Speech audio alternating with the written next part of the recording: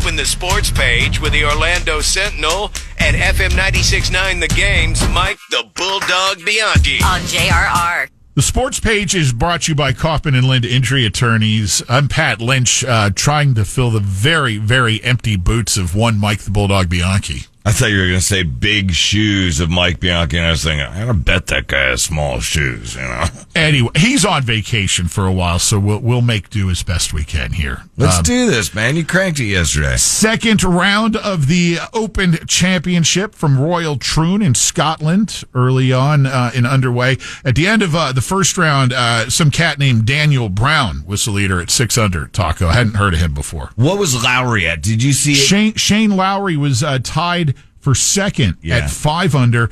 Top scoring or best score for the day for an American was Justin Thomas, who was tied for third with a 3 under. Yeah, I saw he was 3 under at the end of that round. Shane Lowry, if you remember, Pat, you know who that is? It's the Irish guy, right? He's the nickname. He has the nickname Beef. Nice. Yes. Like Beef. that. Like that. So if you hear that over the weekend, if you hear Beef, they're not saying anything bad. That's his nickname. All right. What else we got happening here? Orlando City will be in action at home against NYCFC Saturday night at the Purple Palace. Lions hoping to continue their hot streak after, kind of a sluggish start to the season. It seems as though they have found their groove. We'll see if they can continue with their winning ways tomorrow night.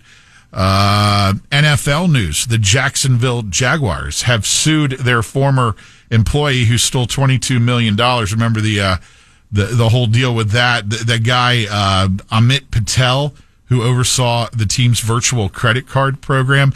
He got busted stealing the $22 million. He pled guilty in federal court to that. Now the Jags are suing him for $66.6 million in damages, in addition to the other charges he pled guilty to. So, yeah, I don't know how they hope to recover $66 million from the dude, but especially a dude who only got 22. Yeah. Right. The math just doesn't add up here.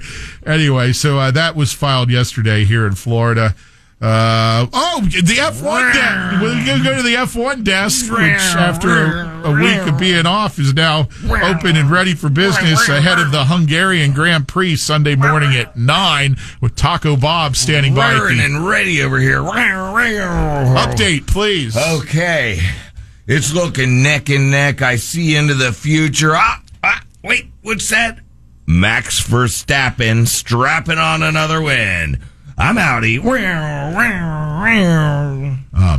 Yeah, I know all of us have shocked faces now that Taco Bob, the leader of the F1 desk, has predicted another Max Verstappen victory. That could be because I don't know any of the other drivers' names. It's not a given this season, Taco. I'm telling you, I have a feeling. I saw his lady friend, and that would motivate me to win.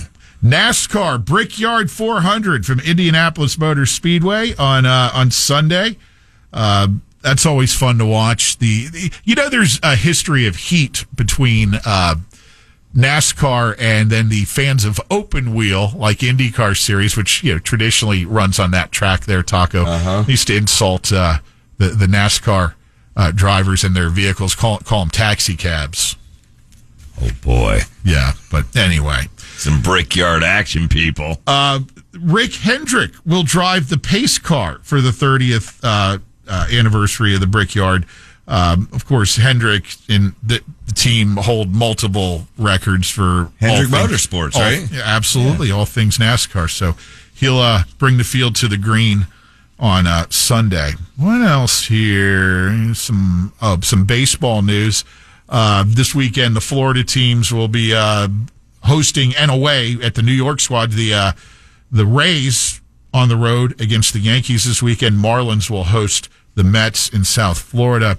And I know we're not done with this season yet, but Major League Baseball has already set the opener for the 2025 season, Taco. It'll be 9 days before the actual season officially begins in Tokyo with the Dodgers and the Cubs.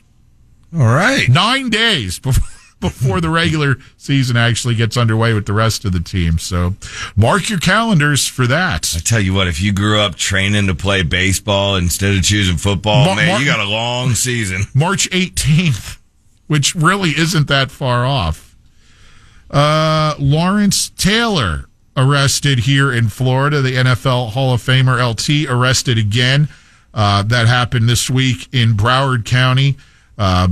He was arrested for an outstanding felony warrant. A charge reportedly was failure to report name or residence change as it pertained to one of the conditions imposed on him as a registered sex offender. If you remember, he was... I forgot about that. That was the whole solicitation of prostitution, which ended up being a 16-year-old who he thought was 19, and, well, you know how that movie ends, right? Anyway, there you go. That's what I got for sports this morning. It's going to be a good weekend of sports, man, with the Open. Yeah, sure we'll have plenty to talk about on Monday.